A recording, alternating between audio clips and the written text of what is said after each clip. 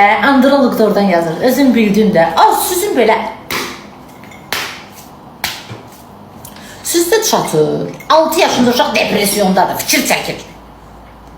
Orada yorum yazanlara girərəm. Çırıq-çırıq eləyərəm inanırsan. Əlimə verələr sizi. Çırığınızı ataram yandı vallaha. Minəccim. O mənə layiq hədiyyə. Ben fikir ver, öldürürüm ben. Azından demirəm. O gəlir boy öldürürəm. Ağıllı uşaqdır. Gör onu kim doğub. Gör onu dünyaya kimcə. Gör o kimin evladıdır. Bəyənmirsiniz məni. Mənim uşağım özün abırra aparanların uşağından 1000 dəfə tərbiyəlidir. Bəzilərin uşağı cumur üstü olar. Görürsən? Görgülü çocuk. Çünkü tərbiyəni anası verib.